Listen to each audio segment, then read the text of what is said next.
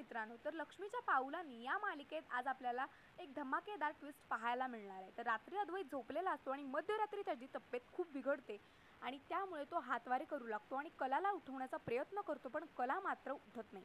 त्यामुळे तो टेबलवर ठेवलेला ग्लास घेण्याचा प्रयत्न करतो, पण तो त्याच्या हातून खाली पडतो आणि त्याच्या आवाजामुळे कलाला जाग येते आणि कला म्हणते, "काय झाले चांदेकर, मला झोपू देणार." पण उठल्यावर तिच्या असं लक्षात येतं की चांदेकरची तब्येत खूप बिघडली आहे. त्यामुळे ती उठून अद्वैतपाशी जाते आणि म्हणते की काय झालं तुला मला सांग.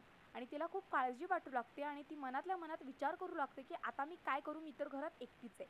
त्यामुळे ती अद्वैतला पाणी पाजते आणि पुढील भागात काय पाहायला मिळणार आहे हे मी तुम्हाला सांगते. तर पुढील भागात कला एका रिक्षावाल्याची मदत घेते आणि ती त्याला हॉस्पिटलमध्ये घेऊन जाते.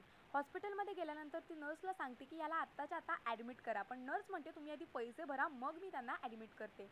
मग कला हातापाया पडू लागते आणि म्हणते मी सकाळी तुम्हाला दुप्पट तिप्पट पैसे देईन, पण तुम्ही याला आत्ताच्या आत्ता ॲडमिट करा. पण नर्स काही तिचं ऐकत नाही. आता पुढील भागात आपल्याला काय पाहायला मिळणार आहे हे तर मी तुम्हाला उद्याच्या भागात सांगेनच.